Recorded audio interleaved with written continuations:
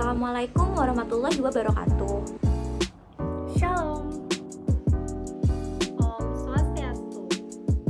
Namo Buddhaya dan salam sejahtera.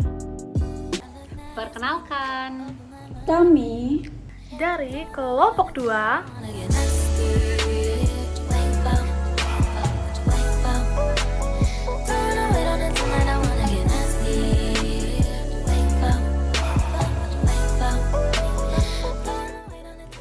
Jadi pada pembahasan video kali ini adalah mengenai organization structure and design. Ada beberapa hal yang akan kita bahas, yaitu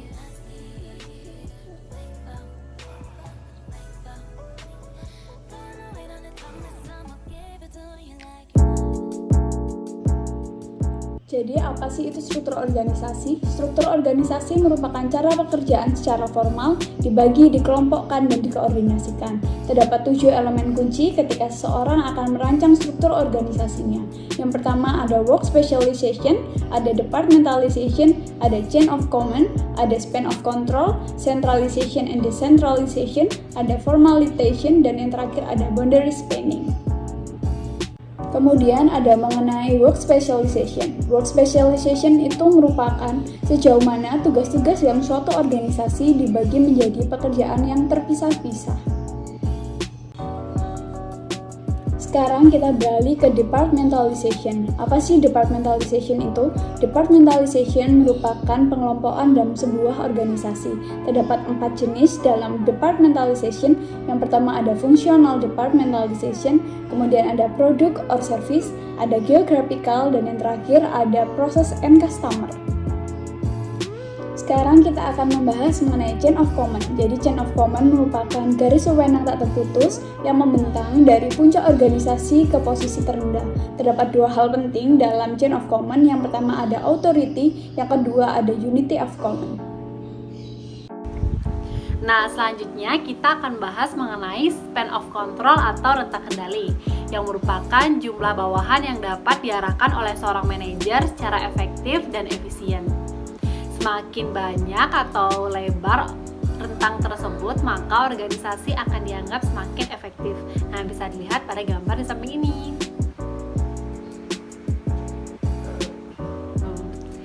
Lebih lanjut, kita akan membahas mengenai sentralisasi dan desentralisasi. Nah, sentralisasi yaitu pengambilan keputusan yang berada pada satu titik tunggal di dalam organisasi. Dalam artian, manajer puncaklah yang akan memutuskan seluruh keputusan dan manajer tingkat rendahlah yang akan melaksanakan seluruh keputusan tersebut. Nah, berbeda dengan desentralisasi yang mana pengambilan keputusan ini diambil oleh seorang manajer yang paling dekat dengan tindakan yang paling dekat dengan suatu kelompok kerja tersebut. Nah, sekarang kita akan membahas mengenai formalisasi. Nah, formalisasi itu adalah sejauh mana pekerjaan di dalam organisasi distandarisasi. Nah, jika perusahaan memiliki formalitas yang tinggi, maka pekerjaan di dalamnya akan sangat terprogram sehingga karyawan tidak begitu banyak memiliki keleluasaan. Sedangkan jika formalitasnya rendah, maka pekerjaan tidak akan terlalu terprogram. Terakhir yaitu boundary spanning atau rentang batas. Nah, ini merupakan ketika individu membentuk suatu hubungan di luar kelompok yang ditugaskan secara formal. Ini merupakan salah satu cara untuk mengatasi kompartementalisasi dan memperkuat elemen positif di dalam struktur.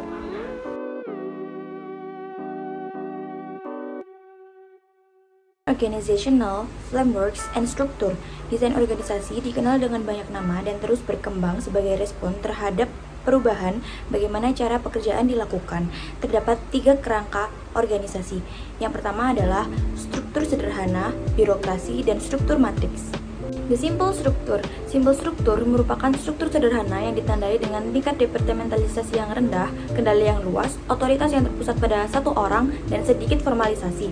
Struktur ini biasa digunakan pada organisasi yang memiliki 2 atau 3 tingkat vertikal dan 1 individu pengambilan keputusan otoriter. The bureaucracy.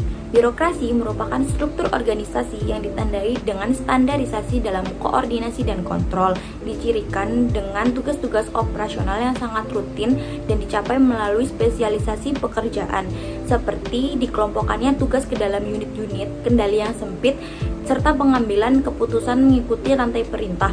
Birokrasi memiliki 2 aspek, yaitu struktur fungsional dan struktur divisi.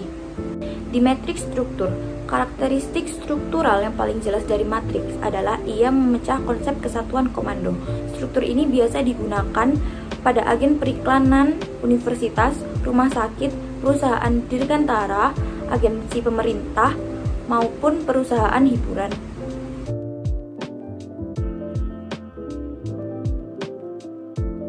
Materi selanjutnya adalah Alternative Design Options. Sebenarnya, apa sih Alternative Design Options itu?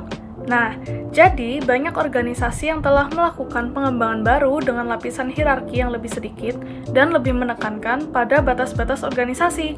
Di dalamnya terdapat 3 struktur, yaitu yang pertama adalah The Virtual Structure, di mana sebuah struktur yang berada pada organisasi inti kecil mengalihdayakan fungsi bisnis utamanya.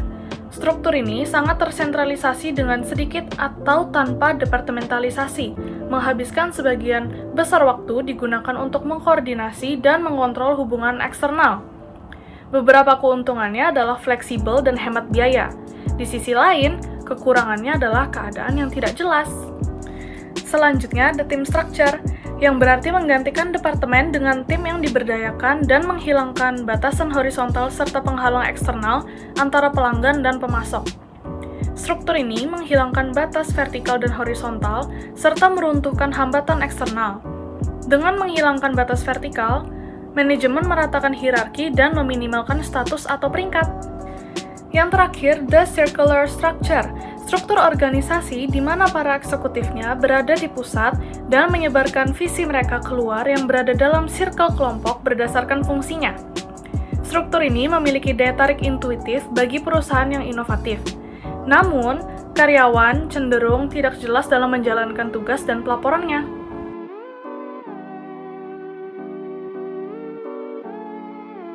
The linear organization downsizing berdasarkan tujuan dari struktur organisasi, yaitu meningkatkan ketangkasan, menciptakan fokus serta fleksibilitas.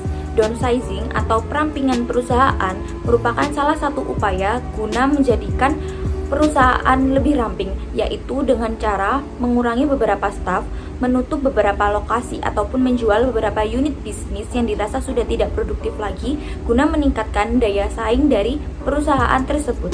Downsizing memiliki beberapa pengaruh positif, diantaranya adalah menghemat biaya, meningkatkan efisiensi dan produktivitas dari perusahaan, dan lain sebagainya.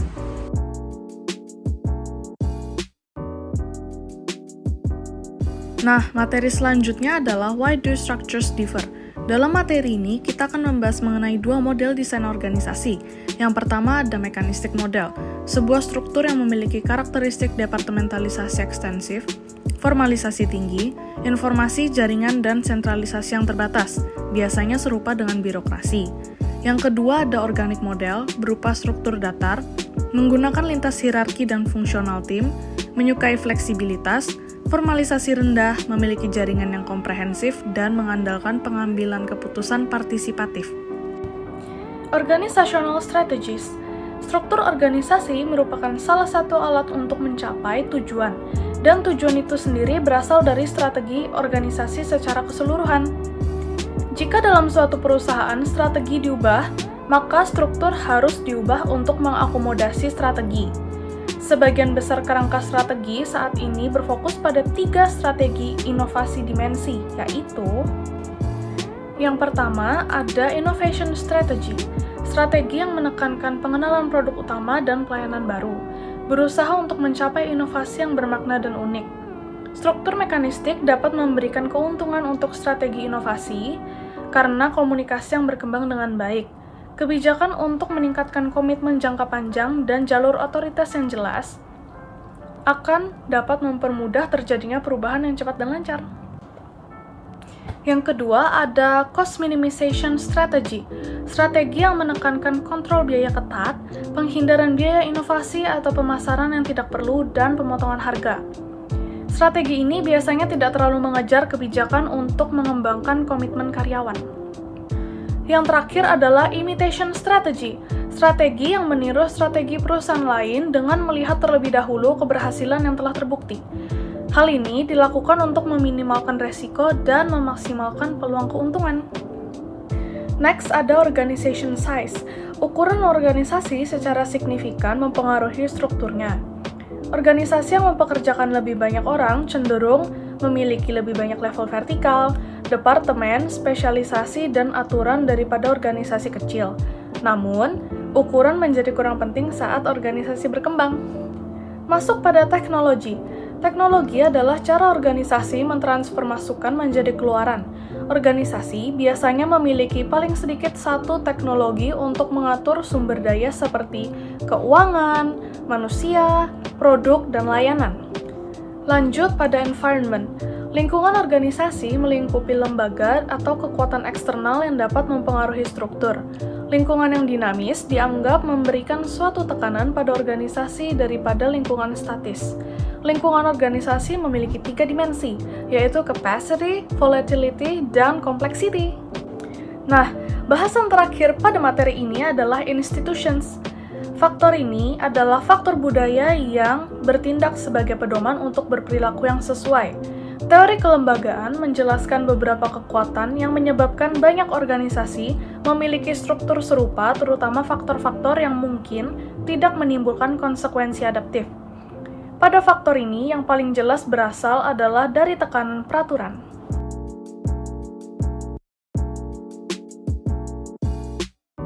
Subbab terakhir yaitu mengenai desain organisasi dan perilaku anggota organisasi. Pada sebab ini menyatakan bahwa struktur organisasi itu berpengaruh terhadap anggota organisasi. Dari sini dapat disimpulkan bahwa setiap orang tidak dapat digeneralisasikan atau mereka memiliki kesukaan bahkan persepsinya masing-masing mengenai sesuatu hal. Misal seseorang yang tidak menyukai kebebasan atau fleksibilitas, maka orang tersebut tidak akan menyukai struktur organik. Atau mereka yang menyukai pekerjaan yang beruntun, terprogram, atau terikat dalam peraturan, maka mereka akan menyukai formalitas yang tinggi. Nah, ada pun beberapa hal yang dapat mempengaruhi anggota organisasi adalah sebagai berikut. Yang pertama yaitu spesialisasi pekerjaan. Nah, spesialisasi pekerjaan berkontribusi terhadap kepuasan kerja dari karyawan.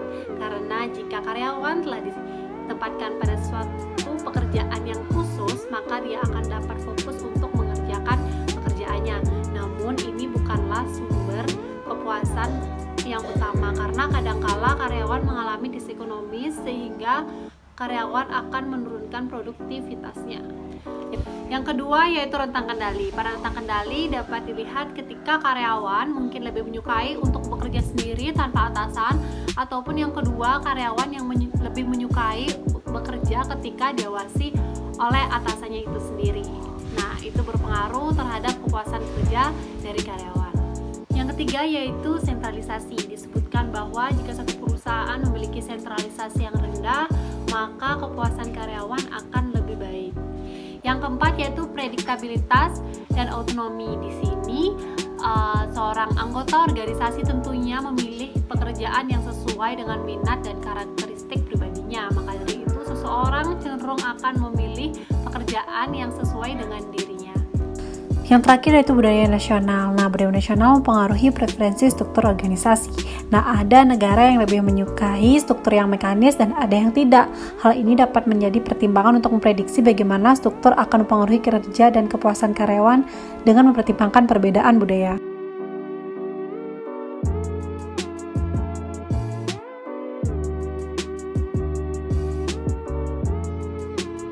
Sekarang kita akan beralih ke pembacaan kasus. Jadi PT Sangyofung merupakan perusahaan manufaktur yang bergerak di bidang sepatu olahraga.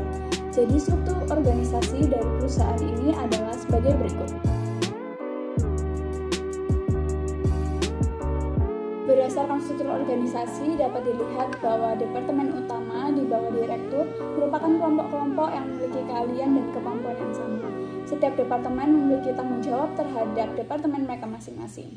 Sehingga departemen yang digunakan oleh PT Sangyofung merupakan departemen fungsional, yang mana departemen fungsional merupakan pengelompokan berdasarkan fungsi yang dilakukan oleh perusahaan atau organisasi.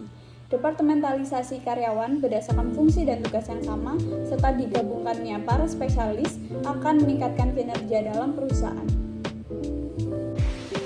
Selanjutnya dari struktur kita dapat melihat bahwa mereka menggunakan sentralisasi yang mana akan memiliki satu komando keputusan sehingga keputusan akan seragam. Kasus yang baru-baru ini terjadi adalah PT Xiang Yofeng yang telah memutus kontraknya dengan 2.500 karyawan dan menutup kantornya di Tangerang, dan rencananya mereka akan memindahkan kantornya ke Jawa Tengah. Hal ini merupakan rencana jangka panjang PT ini untuk memperkembangkan usahanya tersebut. PHK yang dilakukan PT Xiang Yofeng bertujuan untuk merampingkan perusahaan. Hal-hal yang dilakukan PT Xiang Yofeng adalah dengan melakukan pemutusan hubungan kerja dengan 2.500 karyawan dan melakukan pemindahan perusahaan.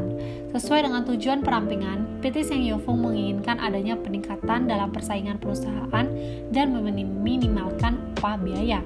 Perampingan yang dilakukan PT Xiang Yofeng tidak menimbulkan protes negatif dari pegawai karena perusahaan melakukan prosedur PHK yang sesuai dengan hukum dan adanya pemenuhan kewajiban memberikan pesangon.